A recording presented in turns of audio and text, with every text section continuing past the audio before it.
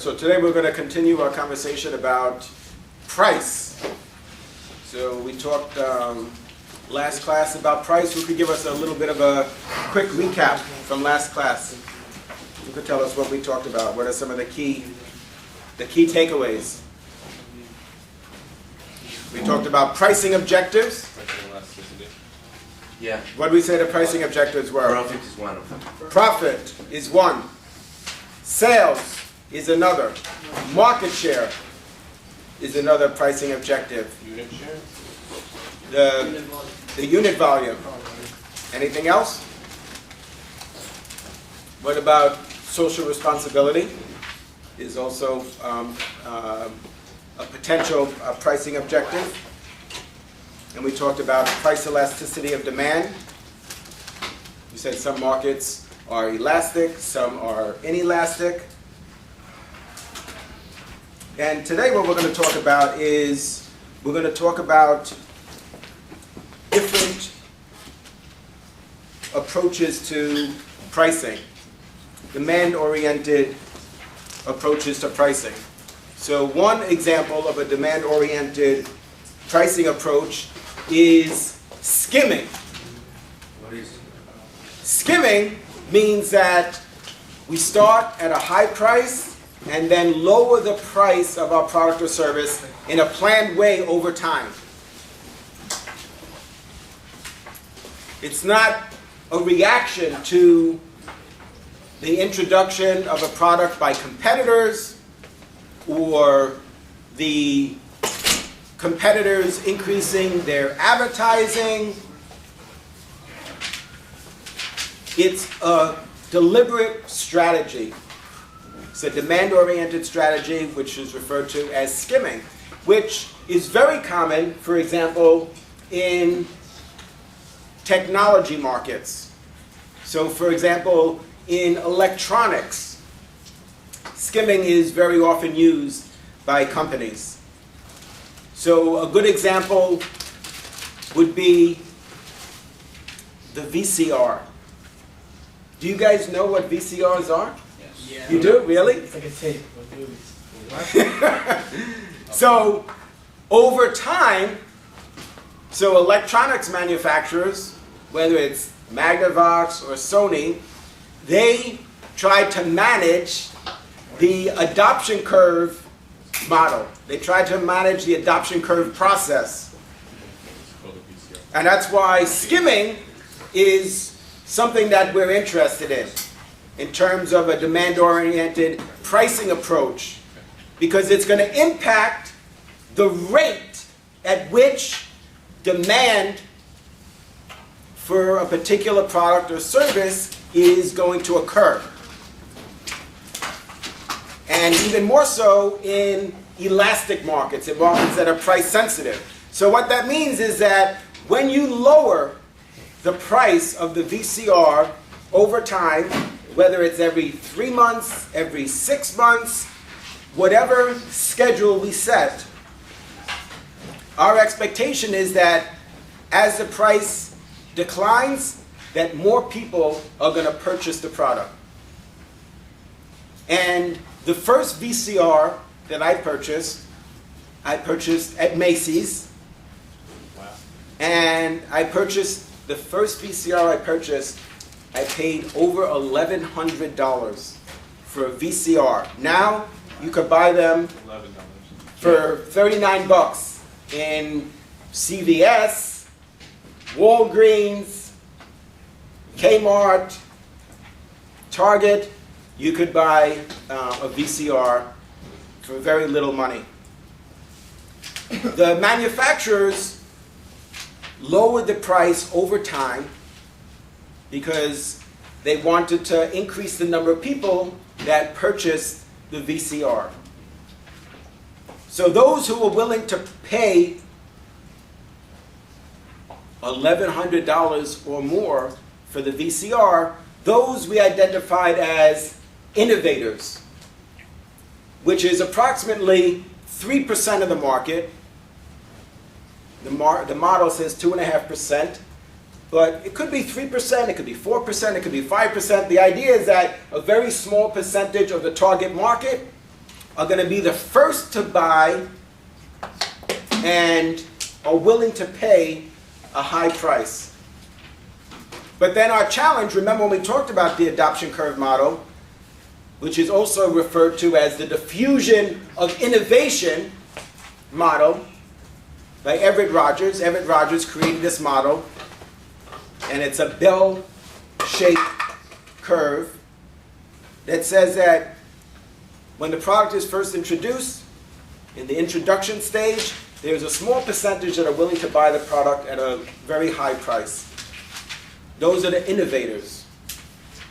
But then the question is, well, now that they've purchased the product, how do we get them to either purchase another product, or how do we get the other 98% of the market to purchase the product? And we said that in elastic markets, that means that one of the levers, one of the things that we could do to increase the rate of adoption, to get more people to purchase, is lower the price.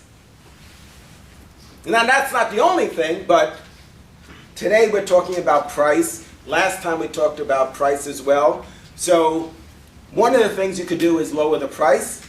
Of course, you could advertise more. It's also going to help increase the rate of adoption. You could add more features. So there's other things that you could do that is going to increase the rate of adoption. But for our discussion today, we're focusing on price. So they lowered the price, and then the early adopters purchased the product. And then they lowered the price again, and then again, and then again. Now, in an elastic market, this is going to be very effective. In a market that's price sensitive. Not all markets are price sensitive, which means that if you lower the price or increase the price, the demand is not going to change. So think about, for example, medication. Let's say, for example, heart medication. If the price goes down, so what do? Instead of taking 1 pill a day, you take 2 pills a day? Right? The demand is not going to increase, is it?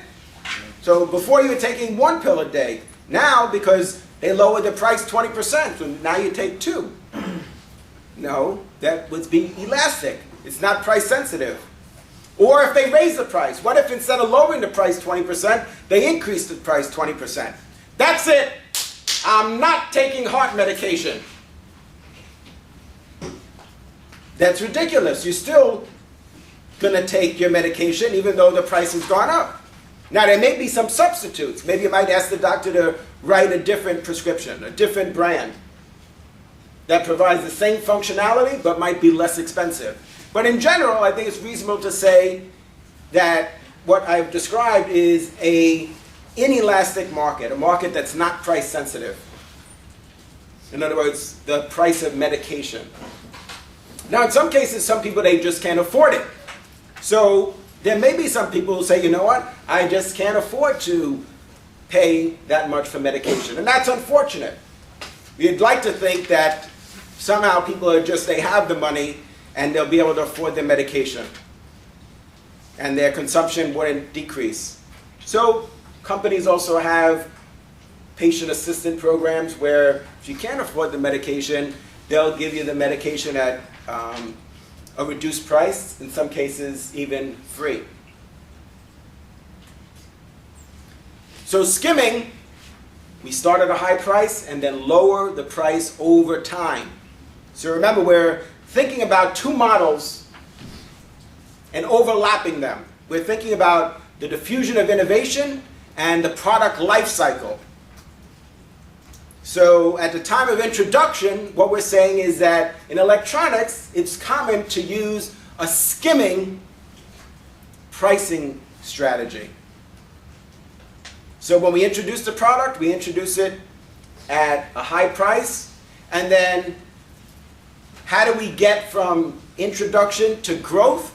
How do we sell more units? Well, we lower the price. And how do we continue to grow? Well, in this case, we'd lower the price again. and then again and again. So the models, these two models are related. So they're very relevant. Two really insightful models, the product life cycle and the diffusion of innovation. They're very insightful, and importantly, what's the key takeaway is that we can influence those models. So the product life cycle includes several stages: introduction, growth, maturity. Maturity is the point at which sales are flat, so growth is no longer occurring. Then decline, and then in some cases obsolescence, which means if the product has become obsolete, then sales are zero. Or maybe even when it's close to zero, we might even consider the product to be obsolete. So why is it important for us to understand that? Because what it says is, that model suggests that if we do nothing, that's what's going to happen. So there's a cost of doing nothing. And the length of time, the period, the amount of time for the growth is going to vary from product to product. So it's not like you could say, well, for how long are we going to be in the growth stage of the product life cycle? You can't say it's going to be a month or a year or 5 years or 10 years. It depends on the product, the category. Some products could be in maturity for a very long time. That's not necessarily a bad thing. When you think about market attractiveness, when we go through our portfolio analysis, to say that the category is large, and whether we have a small share of the market or a large share of the market is going to influence our future decisions in terms of how we manage the organization. Does it make sense? So maturity is not necessarily a negative. It just means that the category isn't growing. But if we have 30% of the market, we have a significant business is large, hopefully it's profitable. The BCG model looks at what? What are the two dimensions that we look at in the Boston Consulting Group model? Growth and market share. So the growth of the industry and the market share. So that's why I'm mentioning maturity, because that would mean that growth is low or virtually non-existent. Because it doesn't mean, when we say that a category is mature, that there's not any growth. So like, for example, the beverage industry. Beverage industry in the United States is about $200 billion per year at retail. And it grows approximately 2 to 3% per year. That's not what we mean by growth. When we talk about growth, we're talking about growth that's significant. So 30%, 50%, some markets, some technology markets or categories are growing at 100%, 200%, 300% per year. So 3%, you could say, no, but it's growing. But that's not the kind of growth that we're thinking of. It's only growing 2%, 3% per year, then that's an indication that the category is mature. And certainly if it's less than that, then there shouldn't be any doubt. So what we need to understand is, how do we use price to manage the product life cycle? How do we use price to influence the rate of adoption? That's critical for us to understand. So remember, when you look at that model, we don't just accept that. What we're trying to do is, as marketers and business people, is to extend the period of time that the product experiences growth and accelerate the rate of adoption. Isn't that why they introduced that at such a high level, to make up for later on possible losses? Like, as part of a strategy or some kind of planning in the beginning, like, I forgot what planning's called. Yeah, so that when you should be able to lower the price and still be profitable. Yeah. Because over time, you're going to achieve economies of scale. And that high price will cover whatever losses you might want, or cover salaries or machine or use and things like that. Yeah, and offset startup costs. Yeah. Absolutely. So we introduced the price, we introduced the product at a price that's high, and then lower that over time. That's known as skimming. What would be a good example? So we talked about the VCR, which is certainly a great example of skimming. They introduced a VCR at a high price and then lowered it over time. Video game systems. All right, so tell us about the video gaming. So I know, like, I don't remember how much. Like, I remember a PS3 like started at like $500 or $600. Now it's like, I don't know, $300. I think. I have no idea, but like they always come out with a higher price, especially because there's new like technology factors. So let's say a new system comes out, that could reduce the price, but just over time, once people have it, they want to try to get new users, so they lower the price. Right, they want to get new users. They want to get increase the rate of adoption. What about clothing in general? Like, uses a lot that, like. So some retailers use what we call a high-low strategy, which means that they're on sale like 80% of the time. So they're constantly running sales. So remember we talked about channels of distribution? That's very common in department store channel, where the product is set, like you're saying, like clothing, at a high price, but it's always on promotion. They're always having sales 20% off, 30% off, 50% off. That's what you're talking about is a retail strategy. That's something that retailers use. What I'm talking about here is a skimming strategy used by the manufacturer of the product. Some retailers use a strategy known as EDLP, which is everyday low price, like Walmart. Walmart's strategy is EDLP, which is that they don't run sales usually. They don't heavily promote their products in terms of selling the product at a reduced price.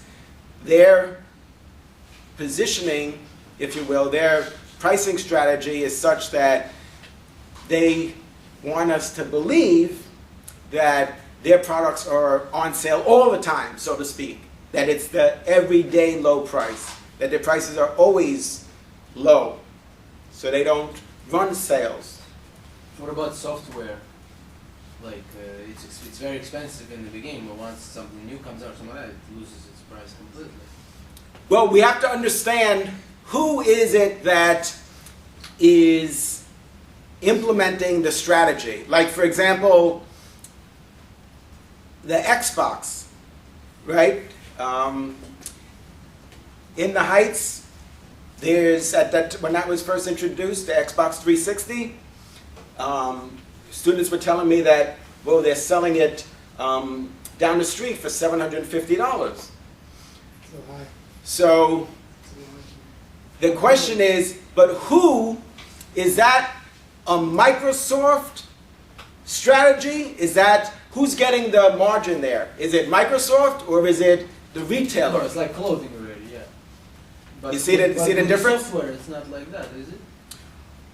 Well, so give us an example. So for the Illustrator, right? Like the whole package of the. Right, so for example, Adobe Creative Suite. So they have Creative Suite 2, 3, 4. So does Adobe sell the prior version at a lower price, or is that something that the retailer No, the implements? with time, the first version you can buy from what do you call it, the Adobe itself for cheaper once the new versions come out. So is it skimming also? Because first right now the last version right now costs like almost 2,000 or something like that. So it's like, but the previous one also cost like that, but now it's like 400. So Right. it seems like it's skimming. Right, so what do you think about that? Well, what's happening there? Is that an example of skimming, or is it a different product? Are we just selling different products at different price points. So basically, is it a line extension? So we had a product that was at $2,000. Now we replaced that and we're selling a different product. Of course, it's the Adobe Creative Suite, but different features now. We're selling that at $2,000, the CS5, Creative Suite 5, and then the one, like you're saying, Creative Suite 4, Creative Suite 3 is at different price points. So is it a line extension? Are we extending from CS2, extending now to CS3, to CS4, to CS5? So are we actually lowering the price, or are we actually increasing the price? What do you think? I mean, like, if it's line, then yes, we're increasing the price if we're looking at a line extension. But in terms of service, like VCR, for example, like, right, it's outdated by like DVDs, right? So like, I mean, in terms of service, it's the same thing. Now this software is outdated by newer software, except just it's a one owner, and there it's like two different completely technologies. So if that's the definition, then I guess that was the line extension, and this one would be the skimming. Yeah, so it depends on how you're going to define the product. Right. If we define in terms of services, then they both can be skimming. In terms of services, like what kind of service they do, like that they both. Yeah, the different features. Yeah. Right. So what do you think about that, where a product becomes obsolete? You replace it with. Now, is that an example of incremental sales or cannibalization? Remember we talked about that? We talked about incrementality versus cannibalization. Yeah. So what is that, what Alexei is sharing with us? Are we having incremental sales when we introduce Creative Suite 2, Creative Suite 3, Creative Suite 4? What do you think? Probably not. We're cannibalizing that product. Yeah, we're cannibalizing the sales of the prior version. And that continues innovation. Yeah, exactly. So, yeah. It's the same Yeah. good thing. Yeah, so it's I think it's a good thing. It's an example of continuous innovation, and we'd like to think that that's going to result in some incremental sale, but most of the sales we're replacing. We're cannibalizing our old sales. If you make the old one cheaper, then you're cannibalizing from your new sales, right? Because then people are going to say, I may as well buy the old one for a cheaper price. Right, and that's what we're seeing also, what we saw with the iPhone. What happened when they introduced the iPhone? So very shortly after it was introduced, like within a month or so, when the iPhone came out, it was $600, and then only several weeks later, like maybe 6 weeks later, they lowered it. They lowered the price to what? $400. And what do you think about that situation? Is that an example of Skimming, yeah. Skimming. For sure. Yeah. right? So the product is the same, right? So I think that's what the reason I mentioned that. See, is what I'm trying to clarify. What your point is it the same product, or is it a different product that that we're selling in the marketplace? See, in that case, it was basically the same product, but they understood that as it approached the holiday season, they knew that they weren't reaching their target, and also, so there's things that happen behind the scenes at Apple that we're not privy to. So there's a number, we have to make some assumptions. One is that they weren't going to achieve their unit volume sales, and so they lowered the price. The other thing that could have happened is that because there was a delay in the launch, that they had already decided, like we were suggesting, that they were going to lower the price at that particular point for the holiday season. But because of the delayed launch, it turned out that it was a change in price within 4 to 6 weeks after they had introduced the product. Originally, that's not what they had expected. They would have introduced the product when they had originally planned. Then there would have been enough of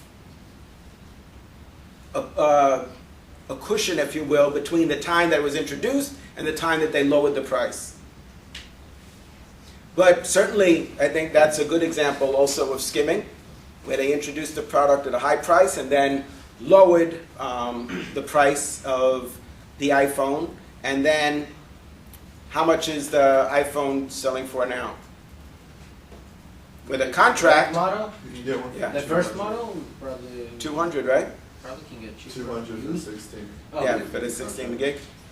That's because the phone company takes some of the, like, they'll pay for some of it, so it's not really that price. Right, absolutely. That's an excellent point, Zach. You see, what's happening is that the service provider wants to get us to purchase their wireless communication service. So what they're willing to do is, Subsidize. yeah, they're subsidizing the cost of the product. In some cases, you could get phones or any number of phones for free even. But this phone is obviously so expensive that they incur part of the cost and the customer pays part of the cost. And they do that as an incentive to get you to take the service. So the price at the Apple store is different than the price at, let's say, like at AT&T. If you go in there to buy a store, because if you go in there to buy a phone in their store, because what they want to do is have you sign a 2-year contract. If you sign a 2-year service contract, then they'll give you the phone at a very reduced price. But there's other strategies. The company has a decision to make as to whether or not they're going to use a skimming strategy, or maybe they might use what we call a penetration pricing demand-oriented approach, which is that you introduce the product at a low price. So you introduce the product at a low price, so right out of the gate, you're trying to sell as many units as possible, as quickly as possible. But sometimes where students are a little unclear is they try to draw an analogy between skimming and penetration, and they write on exams, skimming is you introduce at a high price and then lower the price, and then they say penetration pricing is just the opposite. You introduce at a low price and then increase it over time. No. In fact, in many cases it's like almost impossible to do that. To introduce it at a low price and then you tell them, what, just kidding, now it's double. It's very difficult to raise the price after you've already established a price point in the market. And that's why promotions, when we try to promote products, and let's say, like for orange juice, it's very common that orange juice is promoted at 2 half gallons for $5. So 2 for $5. But a half a gallon of Tropicana orange juice is not $2.50. But people expect, because it's promoted so heavily at that price, that really that becomes the price in people's mind. And so very often people are reluctant to buy it at the regular price, which is basically $4 for a half gallon. And what do they do when it's on sale? So they buy more. So let's say if they usually consume half a gallon of orange juice a week, when it's on sale, they buy 3 half gallons. And then what does that mean next week? They don't buy any. And the week after that, they don't buy any. So we need to keep that in mind, the impact that promotions are going to have on our sales in the short term. So what that's described as is overstocking the customer or overstocking the trade, because retailers, they also buy ahead. If the manufacturer offers a promotion, sure, they're gonna order 10 extra container loads. Not that they're going to sell it that week, but that they're going to sell in the next week or the week after that. Ideally, perishability is not an issue. It could be, then they have to adjust their approach, but they might also buy ahead. So penetration pricing is we introduce the product at a low price. Just in general. Right, period. There's no like, then you increase the price. I don't know, that's very challenging to do that. You see why? Yeah. But what would be example of somebody doing that? Like vision. Is anyone ever? Look. Like, in what case would you ever? Are you do saying raise it Yeah, after like, the? Just like why would you I was even do thinking. that? in the I was first thinking, has anybody ever released a new product and said like, the price of this product is going to be $500, but if you buy it in the first 2 weeks, it's only $300? Yeah, you could do that. What we do is very often to manage channels, what we do is we introduce a product.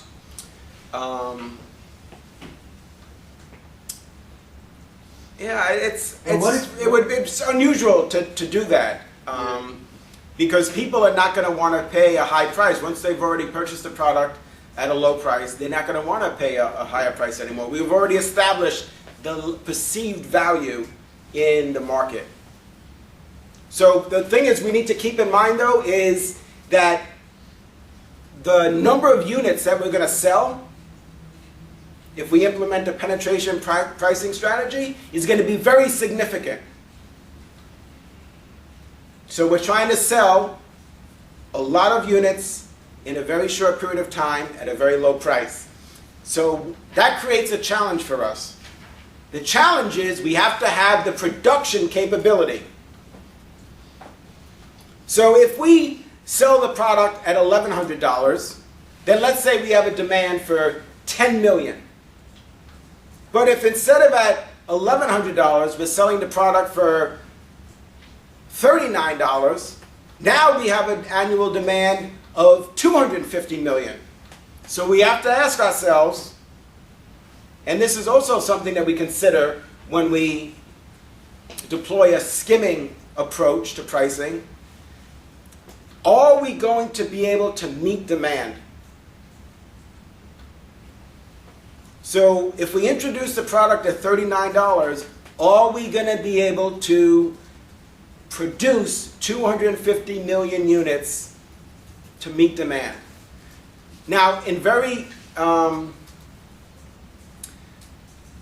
that's a problem because the assumption is that we are going to have that demand. In other words, we're making an assumption that people are going to buy it at $39. So we're going to build capacity to produce 250 million units. But are we managing our risk effectively? Because what happens if they don't come? What happens if we built capacity to produce 250 million of this product and the competitor introduces a product that leapfrogs us at the same time? So in other words, they have an advanced technology, technology that's more sophisticated than our product. Now we have the ability, you got a big problem. So we have to think about that because we have to be able to produce the amount of units that are going to be demanded, and that means that we have to create the production capability, which means we might be investing billions of dollars in manufacturing equipment and a manufacturing facility. Obviously, a manufacturing facility that's going to be quite huge to produce so many units. But if we have a skimming strategy, then we know, well, yeah, there's some advantages and disadvantages to that strategy, but maybe at that price, we're only going to sell like 3%. And so it gives us a way to test the market, right? There's other ways to implement a test market as part of our research approach, but we get a sense as to the demand, and we could create category need over time. Because even with a penetration pricing strategy, that doesn't mean that we have immediate category need. Does that mean that everybody is still going to see a need for that product? Because remember, part of the diffusion of innovation deals with not just price. It's not just price. Price, we said, is certainly one way for us to impact the diffusion of innovation model, the adoption curve model. But remember, those different segments in the market, the innovators, the early adopters, the early majority, the late majority, those are also lifestyles. So just because you lower the price, that doesn't mean, or you start at a low price, that doesn't mean that people are automatically going to buy MP3 players. There needs to be category need. We need to create that primary demand. So it's complex. This is a very complex situation. Lowering the price or starting at a low price doesn't just solve our problem. We still need to create primary demand. We still need to create category need. So we've got to integrate these approaches and take into account how they're going to influence the demand for the product. Because people may not see a need for MP3 players. Like, what do you mean digital media? I don't get it. What do I need a digital media storage device or digital media player? I don't have any digital media. What am I going to do with this thing? So we need to understand that. What about prestige pricing? So we think about demand-oriented pricing approaches. What is prestige pricing? How does that influence the price that we're going to charge for our product or service? What does that mean?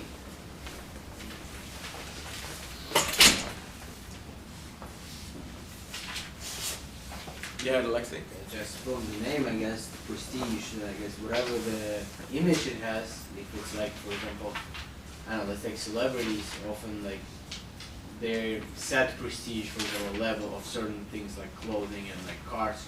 So if like the car has like certain, what do you call it, not like physical value, but more of like idea, like a value of being just popular, and conceptual value, then that's what the price, and then more value is, then higher price you can set. I guess it's also kind of like skimming, if you think about it. So it's intangible. There's some intangible aspects of what we're selling. It's something that's above the market price, meaning that if you have a Rolex, you're not going to put it in the same category as other watches based on price. So normal watches that are business watches, but you're above, like you're a business watch, but you're above that, of those, and you want to place your brand above that as a prestigious brand. So if every watch at that is $1,000 to $5,000, so you place your brand as though you're the $15,000 watch, the $20,000 watch. So that's part of it. Ari, you want to add something to that? Just to give an example of a Rolls Royce, when you're not really paying as much for how the car functions. It's similar to most other cars. It's more right. It's how it's how other people perceive it, or you perceive it. That's what most of the money is going for. So there's, based on the price, there's an expectation. There's an expectation of quality, the performance quality, and that's going to impact the perceived quality.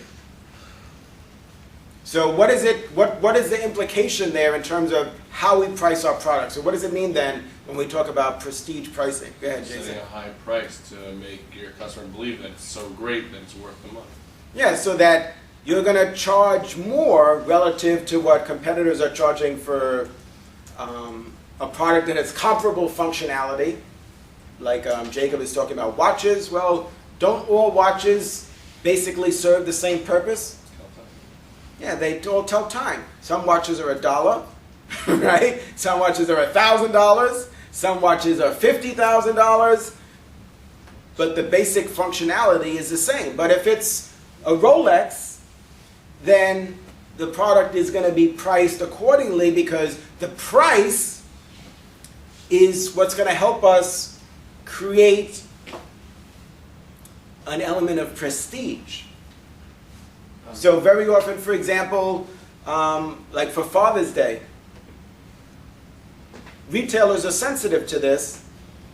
And so for Father's Day, you think, oh, they're going to sell, let's say like he's talking about clothing. You think, oh, they're going to sell clothing very cheaply, like sweaters and ties, We're going to buy your father a sweater for $10. But they understand this idea of prestige pricing. And so what they do is, instead of selling sweaters for $10, they very often, what some retailers will do, is they'll try to sell sweaters for $50. Why is that? Based on what we just discussed. Why is that an example of prestige pricing? Because Yeah. at this point, sweaters gain much more prestige because Yeah, that's what so that's what you would give your father, for example. right, so the perceived value is going to be higher. So that you want to buy your father a nice gift for Father's Day. So $10, you might say, why wouldn't they buy the sweater for $10? You think at $10 you're going to sell a lot of sweaters for Father's Day. But no. And maybe for those who have very low income, maybe that's all they could afford. Maybe some will. But very often what will happen is people feel, well, yeah, but I don't want to, that's too cheap, $10. You want to get your father something nicer. And so maybe even the sweater that used to sell for $10, maybe now they just charge $50. And it's going to become more desirable because of that. So if you came in there and they had the price, they had a sign that said $10, you wouldn't buy it. But if it was the same sweater and it said $50, you might buy it. Because of this element of prestige. Because, like we were saying, the price helps deliver this intangible, conceptual element, which is prestige. So if it's at a higher price, like Jason is saying, then the perception, the perceived value is higher, the perceived quality, level of quality is also higher. Good question. Isn't it up to us also sort of to like make the prestige sort of?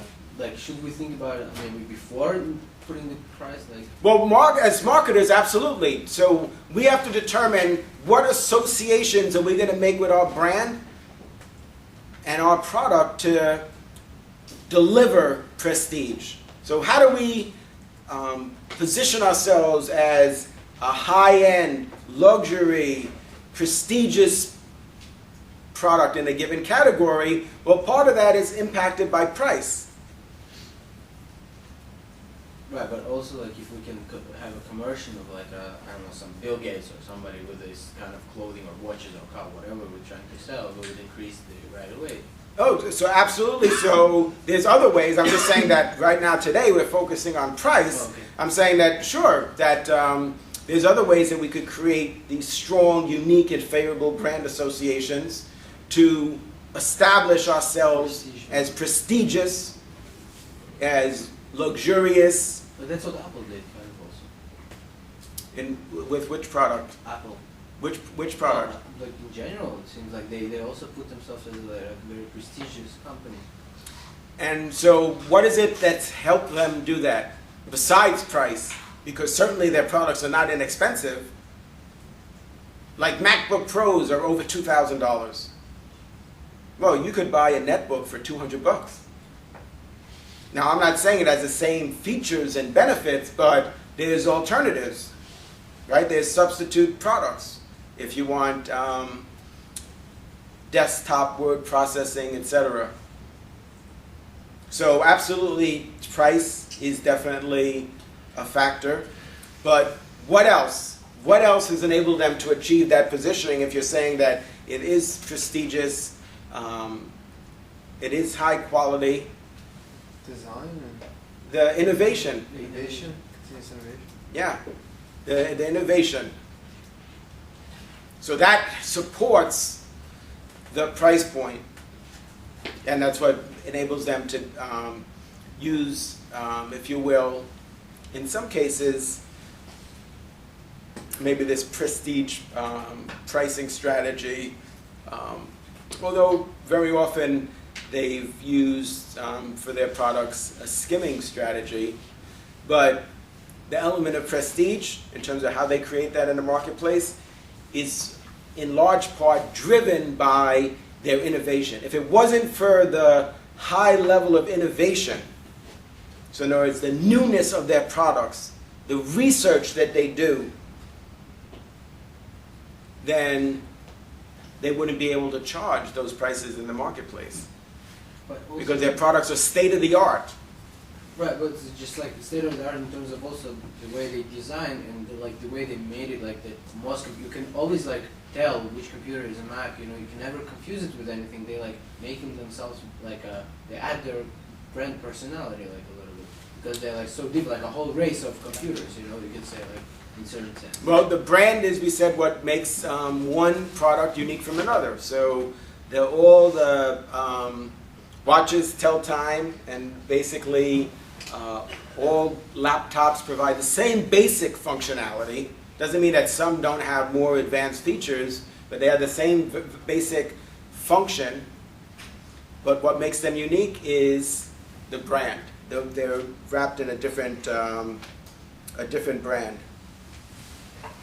So I want to switch gears and talk about, because we talked about a few examples of demand-oriented approaches, and I want to talk about cost-oriented approaches.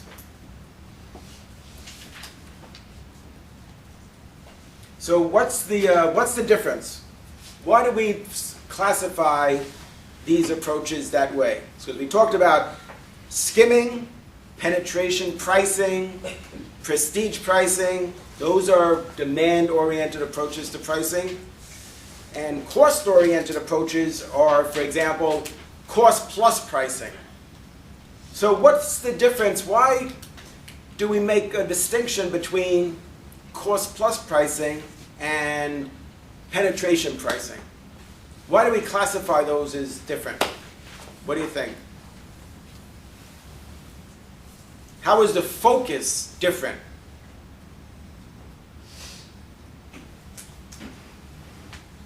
Go ahead, Aaron. Product based on how much it costs you, as opposed to trying to find out revenues. Yeah, so when we talk about cost-oriented, that means that we're going to determine the price based on our cost. Versus when we talk about demand-oriented, of course we need to look at our cost, we need to know what it costs us, but we're focused more on what the demand will be at a particular price. And that's going to determine whether or not we're going to have a penetration pricing strategy where we introduce the product at $39 and try and sell 250 million units, or we're going to introduce the product at $1,100. So cost plus pricing, for example, is very common in retail pharmacy. So it could be, cost plus pricing could be a fixed dollar amount. So for example, in retail pharmacy, let me share with you how they implement cost plus pricing. So the store purchases the medication at a certain price. So let's say they purchase the allergy medication, a month's supply of allergy medication, for $150. And then what they do is they add a fixed amount to that to determine the price. So if they purchase it for $150, so if they got it wholesale at $150, then an example of cost plus pricing, which is where most pharmacies, this is an industry norm, so this is the insight I'm giving you about retail pharmacies based on my experience, usually will add $5, $10, sometimes $15 to the cost of the medication. So if it costs them $150 for that month's supply of medication, then they'll sell it to you, us, the customer, for $155. Some charge more, right? $5 is what some charge. Some are able to charge $10. some are able to charge $15, add $15 to their cost. And we said in some cases, they might have a different strategy, which is a strategy, a pricing strategy based on social responsibility, where they might sell the medication at a very low price. So it's not their pricing is not based on profits, it's something else. It's not always about profit, sometimes it's about doing the right thing, about helping people that are in need. Yeah, Isaac? Is that just like a markup rate, like each item they'll mark up Well, percentage? so that's what we call standard markup, is another cost-oriented approach, which is different from cost plus. So standard markup is a percentage we charge. Our price is based on a percentage, a markup percentage of our cost. So standard markup, an example would be, if we buy, let's say we purchased a product as a retailer, we purchased a product at, let's say, $10. And we have a 50% standard markup. So the markup is based on cost. That means that we would sell the product for $14.99. So depending on the cost, the amount of the markup is going to vary. So if we purchased a product as a retailer for $100 and we still had a 50% standard markup, then we would sell the product at retail for $149 instead of $14.99. So those are different cost-oriented approaches. One is standard markup, a percentage of cost, and cost plus pricing. You see the difference? So who could tell us what cost plus pricing is, based on what we just discussed? Yeah, I just Just adding a fixed amount to the item, as opposed to a percentage based on the cost. Yeah, so adding a fixed amount to your cost, which an excellent example really is retail pharmaceutical sales. Now, very often, they have a cost plus pricing for their prescription medications, and for their non-prescription medication and non-prescription products, they have a standard markup. So over-the-counter medication or orange juice or shampoo, that's usually standard markup. But it's very common in retail pharmacies to use cost plus pricing for prescriptions. Okay. How do both of these play out when a manufacturer wants to sell a product for a certain price in like a bunch of stores? So like if there's a set price that, like, let's say for the game systems we're using, so let's say for the Xbox, if they say it should be sold at $400, and so how do both these things work? Like how does that work for standard markup and cost plus pricing in terms of that? So as a manufacturer, then we need to understand what are the margin requirements. There's margin requirements for any category. In some cases, it's 10%. In some cases, it's 30%. Sometimes it's 50%. Some cases, it's 100%. So we need to price the product at a level where the retailer, for example, can purchase the product at that price and then be able to achieve the standard markup. Now, manufacturers have an MSRP price, which is the manufacturer's suggested retail price, which I think is what you're alluding to, is that we think that you should sell it at $500. Or we think you should sell it at $50. Whatever it is, whatever the price is, the manufacturer makes a suggestion, and manufacturers will also have what's called MAP pricing. MAP pricing is minimum advertised price.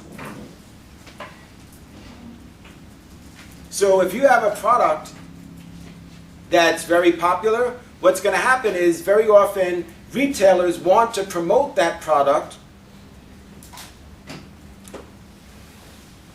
to generate a significant amount of foot traffic in their store, which is another pricing strategy known as loss leader pricing. Loss leader means that you're selling the product, in some cases, below your cost, less than what you even purchase it for as a retailer. Why? Because you know that that's going to get people in the store. So if you're able to do that with the iPad, for example, or the iPhone, products that, or the iPod, which has been very successful, there's a very high demand for them. So if you're going to sell it at a significant discount, or even below your cost, that's an example of, and we talk about this also in this chapter, of loss leader pricing. Is that not allowed? Like let's say, if we know an iPad's set at $500, let's say, for a certain memory. And so if the retailer does that, then the manufacturer has a choice, which the penalty is they'll stop shipping your product. Oh, like they tell you can't do that? Right, well that's what MAP pricing is. MAP pricing says you can't advertise the product for less than this amount. And if you do, then we're just not going to ship you any product. So if they run an ad, if some company runs an ad for $300, and we said the MSRP is $500, and we run an ad for $299, that's it. They say we're not going to ship you any product. So that's why they bundle it with like accessories, let's say, or gift cards or something, because they can't do that. Right, so that's an approach that some companies do. Some companies even put the MSRP on the product, or on the packaging rather, as a way to try and enforce, if you will, or to try and achieve that suggested retail price. So in other words, you couldn't charge more. That's another problem, is that they might charge more than the suggested retail price, which is what I was suggesting with the Xbox 360. Now, you might want it so bad that you like, I know, it's only what it, somebody said, I think somebody says, oh, that's usually only like $300. Yeah. And I said, no, somebody might, they were selling it in the Heights for like $750, and like, what, are you crazy? But they could sell it for whatever they want, right? They might do that. And remember, it's not Microsoft, that's not Microsoft's pricing strategy. That's the retailer's pricing strategy. So we've got to remember that when we talk about pricing and we look at the value chain, there's different players in the value chain. There's different organizations, and we need to, when we think about pricing, we have to determine, well, oh, wait a minute, are we talking about the manufacturer's pricing strategy, or are we talking about the retailer's pricing strategy? Those are different situations. What's the point of that, to sell it for $750? Like how would you make a sale for $750 and something could go up for $400? Because of scarcity, which means that there's no product available.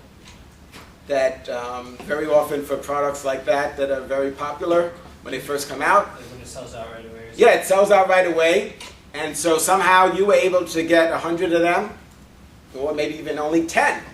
So you're the only guy in New York City that has 10 Xbox 360. You can charge whatever you want. Maybe you get somebody to pay $1,000.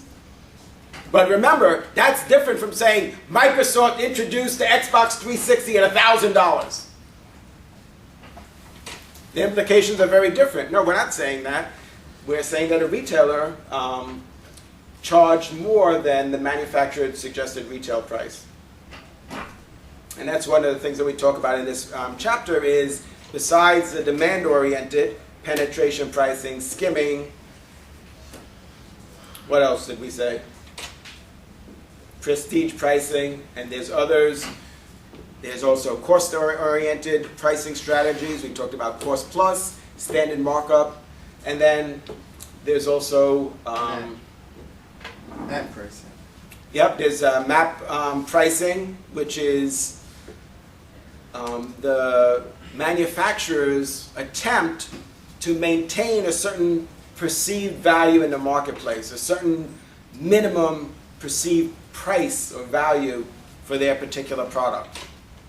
Because they're concerned that once it's promoted at $2.99, that people won't be willing to buy it for $500 anymore. That's the challenge with promotions. That's the problem with selling orange juice 2 for $5. Is after that, then people don't want to buy orange juice for $3.99 anymore for half a gallon. Because to them, we've now reduced the perceived value from $3.99 to $2.50. So that's why I said when we talk about penetration pricing, I mean, how do you start off at a low price and then raise the price? Or once you lower the price, then it's very difficult to, then one week you tell them it's $2.50, and then next week you say it's $3.99. And you say, but it was on sale. That was a TPR, temporary price reduction.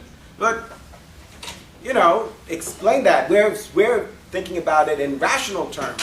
But are customers rational? Are their behaviors rational? Very often it's not rational, it's emotional. They say, well, last week I paid $2.50, this week it's $3.99. Something just not right about that. So it's a challenge. And so we talked about also competition-oriented approaches, which is the loss leader pricing strategies. And then also we talked about the idea of selling above the market price. So loss leader is you sell below the market price, and then there's situations where you might actually sell above. So those are other examples. And then sometimes we have profit-oriented approaches. So in other words, we have a certain amount of margin that we want to make, or a certain return on an investment. So we look at the gross margin or the return on sales for a particular product. So that's going to influence the price that we charge.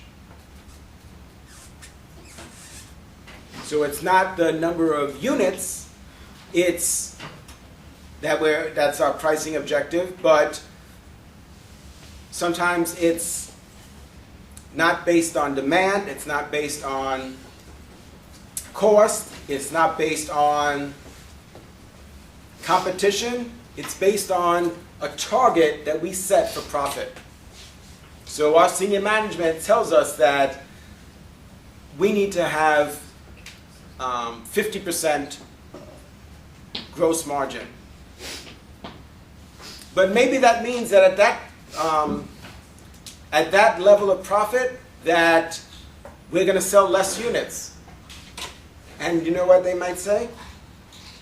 Because some retailers, in my experience, I worked with a variety of different retailers and selling, right, working with clients to sell in their products. And some of them say, you know, we realize that at a lower price, we'll sell 50,000 units per week. But that means we'll have to accept only 20% margin. 20% margin, 50,000 units. 50% margin, 20,000 units. Now you guys we could all decide for ourselves what we think is better, but what I'm telling you is that at some retailers, for example, they say, you know what, you might think we're crazy, we'd rather sell 20,000 units and make 50% margin than sell 50,000 units and make 20% margin. So sometimes the pricing strategy is based on a certain level of profit that we want to achieve.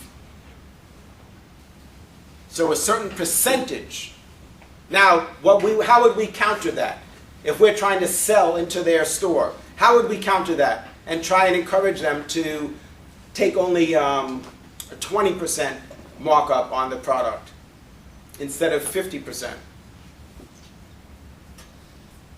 How would we get them to sell the product at, instead of $149, let's say $119? What would be our logic? What would be our rationale? More people would buy the product, so they'd have more of a customer base, a higher share of the market. So they possibly, certainly they'd sell more units, more foot traffic in their store, and also, You'd sell more units as opposed to selling $250 ones or $320 ones to make more money. but sometimes, for example, retailers, their objective is not to maximize the number of units. That's what I'm sharing with you in terms of pricing approaches. Sometimes the pricing approach is focused on profit.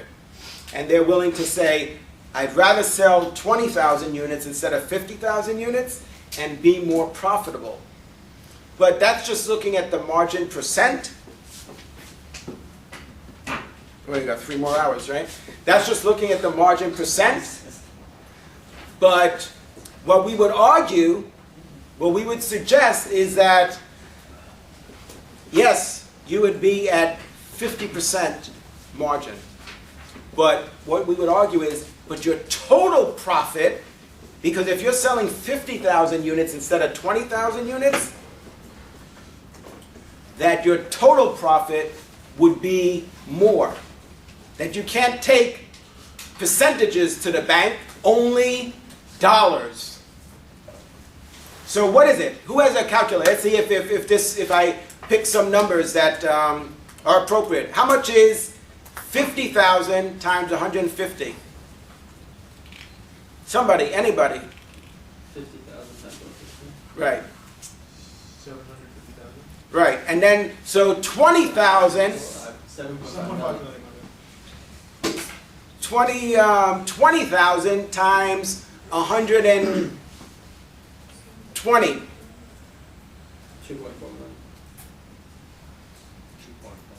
2.4 million. And how much was the other? 7.5. 7.5?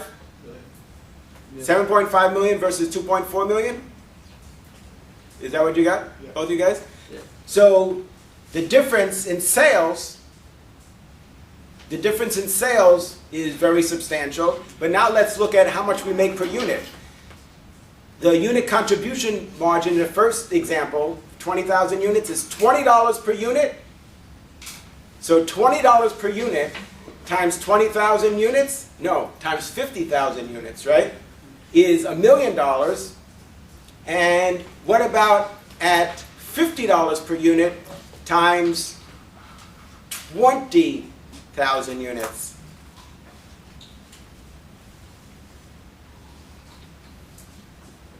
You guys can't do the math in your head? It's also $1 million, right? So what does that tell us? That tells us, based on our assumptions, right? Because they might say, well, how do I know it's going to be 50,000? So, but what we're saying is that the amount of profit, the number of units is less, but the total amount of profit is the same in this case. The total amount of profit is $1 million. So whether we sell 20,000 units at $150 or 50,000 units at $120, we would argue you're still making $1 million. Your profit, your gross margin on that product at retail is still $1 million. So it depends how you want to make it. And so that's certainly part of our case in terms of selling it at a lower price and taking less margin.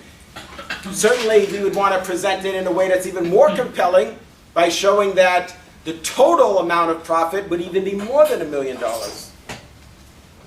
So this is just based on our assumptions, which they might challenge. They might say, well, when you said it would be 50,000 units, we think at that price it would only be 30,000 units. All right, so good job. See you guys next time. Thank you. Orange juice. Jay. Do you know